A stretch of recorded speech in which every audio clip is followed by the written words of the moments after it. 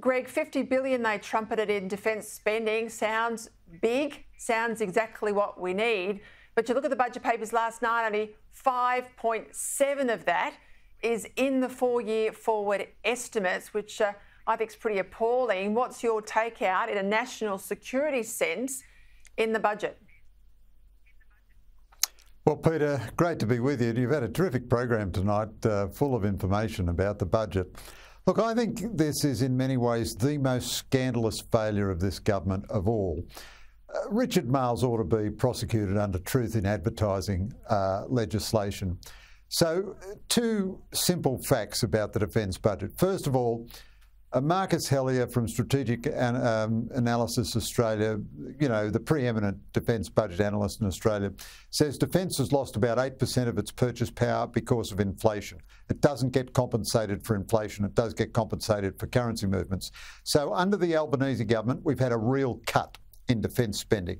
Now, the $5.7 billion, which Richard Marles says is going to come over the forward estimates, it turns out that even of that amount, almost all of it comes in the last year of the forward estimates. So it's not until the fourth year that $3.8 billion of that, you know, frankly, quite trivial amount of money comes. Now, assuming Andrew Clennell is right and we get an election this year, that means that will be in the first budget of the third term of the Albanese government before you even get a notional increase of that $3.8 billion.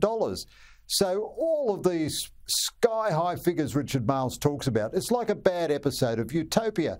He's talking about spending in 10 years' time and in 20 years' time and so on.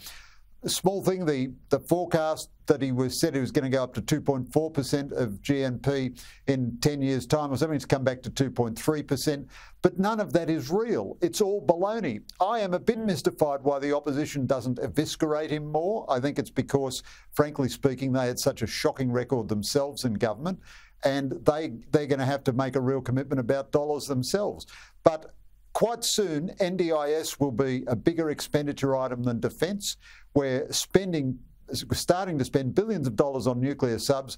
We're going to cripple all the other programs, and the nuclear subs are at least 10 years away and probably more. And the final thing is, we're 4,500 short of our numbers now. Next year, we're going to be 5,000 short of our troop numbers. So this is a debacle in defence, and I'm surprised that, as I say, that the government doesn't pay more of a penalty for it. I did think of you last night, Greg, as I was listening to the government sort of squirm a little bit when people said, well, why couldn't you have targeted that $300 energy payment? Why are millionaires getting it? Why does it go to everybody? And they said, oh, look, it's the systems can't work. It's too complex to have worked out who's rich and who's poor to target it. I mean, this is the same government who says we can build nuclear submarines in Australia, and they can't work out who's rich and who's poor to hand out $300. But in there last night too, I picked up there was $600 million for border security, $76 million for ASIO. Now, this says to me they've got a problem on their borders. They're now admitting it, at least in fiscal terms. But ASIO, this is the same ASIO that they won't let come in and sit at the National Security Committee of Cabinet. That's also telling. Yeah, you're absolutely right, Peter. So one other final footnote about the gross defence spend.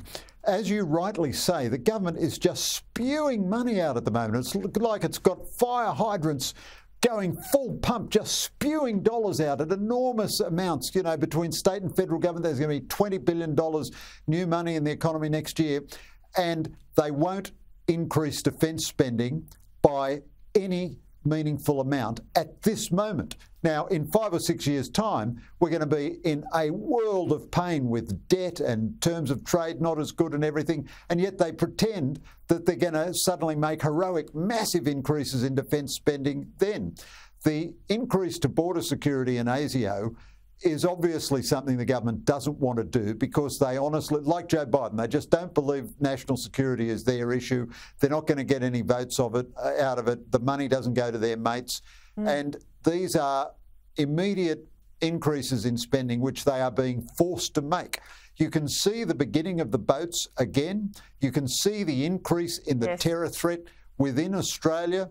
Now they have humiliated ASIO and ACIS by kicking them off the National Security Committee, but that's who they're going to turn to protect Australians from the terror threat. So I think these expenditure increases, they're welcome, but they're through gritted teeth and they're dictated by dire necessity, I would say, over the next 12 months. Spot on, Greg Sheridan. Thank you. I'll read all your analysis in The Australian on the entrails as we're all working our way through the budget. Peter. Thank you, Greg.